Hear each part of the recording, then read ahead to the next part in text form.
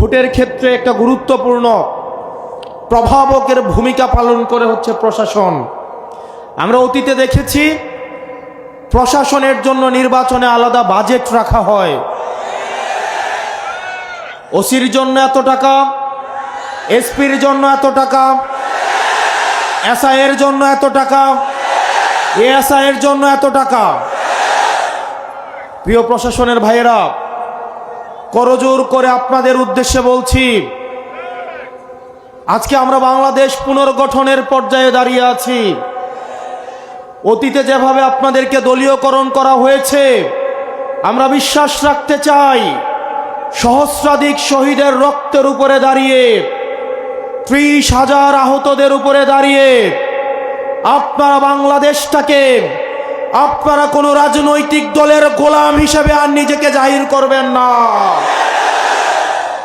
আপনারা কোনো রাজনৈতিক দলের না। সরকার আসবে, সরকার যাবে, কিন্তু এই প্রশাসন বাংলাদেশে টিকে থাকবে। আল্লাহর দোহাই লাগে, আপনার সন্তানের দিকে তাকিয়ে, আপনার অনাগত ভবিষ্যতের দিকে তাকিয়ে আপনারা নিজেদেরকে রাজনীতিকীকরণ করবেন না। আপনারা বিএনপির না, আপনারা জামাতের না, আপনারা এনসিপির না। প্রশাসন হচ্ছে বাংলাদেশের জনগণের। আপনারা মেধার স্বাক্ষর রেখে, যোগ্যতা দিয়ে জনগণের সেবা করার জন্য আপনারা এসেছেন। কতিপয় সুবিধাভোগী দালাল অফিসারের অন্যায় কোনো অর্ডার পালন করতে আপনারা বাধ্য নন। অনেক পুলিশ অফিসার আমাদের কাছে এসে বলেন, ভাই কি করব, এক বেনজির গিয়েছে, এক ডিবি হারুন গিয়েছে, আবার বেনজির হারুন অন্য চেহারায় আবির্ভূত হচ্ছে। প্রিয় প্রশাসনের ভাইয়েরা,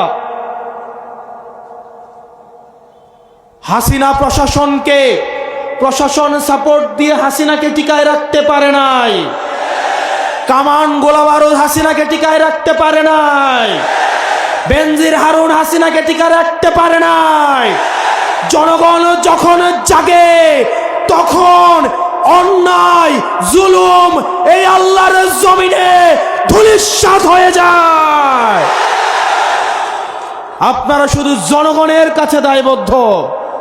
আপনারা নিজের মেধা দিয়ে, নিজের যোগ্যতা দিয়ে আপনারা বাংলাদেশের জনগণকে সেবা করতে চাকরিতে এসেছেন। আপনারা কোনো দলীয় দাসখত দিতে আসেন নাই।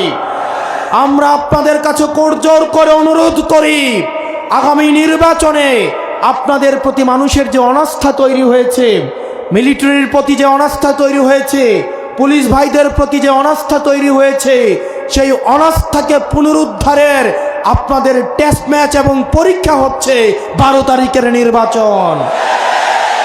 12 তারিখ বোঝা যাবে আপনাদেরকে গত 17 বছর যেভাবে অন্যায় কাজে ব্যবহার করা হয়েছে, যেভাবে আপনাদেরকে নির্যাতন করা হয়েছে, বঞ্চিত করা হয়েছে।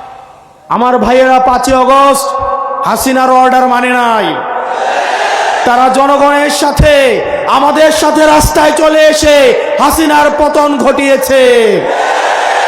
আমরা বিশ্বাস করতে চাই আমার সেনাবাহিনীর ভাইয়েরা তাদের হারানো গৌরব, তাদের হারানো সম্মান এই 12 তারিখ তারা পুনরুদ্ধার করবে ইনশাআল্লাহ। দেশপ্রেমিক যে অফিসারদেরকে 2009 সালে পিলখানায় ভারতের প্রেসক্রিপশনে হত্যা করেছে, সেটির সমুচিত জবাব তারা 12 তারিখ দেবে ইনশাআল্লাহ। তারা কোনো রাজনৈতিক পক্ষপাতিত্ব করবে না। তারা জনগণের পক্ষে, তারা 12 তারিখ মাঠে থেকে একটি সুষ্ঠু ভোট পরিচালনা করবে ইনশাআল্লাহ।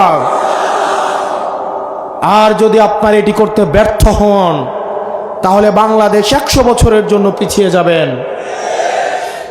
আপনারা কোনো দলের কাছে দায়বদ্ধ নয়। আপনারা বিবেককে প্রশ্ন করেন। আপনারা যে প্রফেশনাল ওথ নিয়ে দেশকে সেবা করার জন্য আপনারা চাকরিতে ঢুকেছেন, আমি আপনাদেরকে অনুরোধ করব, আপনারা শুধুমাত্র আপনাদের বিবেকের কাছে, আপনাদের মেধার কাছে, পরিশ্রমের কাছে এবং বাংলাদেশের জনগণের কাছে দায়বদ্ধ থাকেন। তৃতীয়ত, মিডিয়ার কথা আর কি বলবো।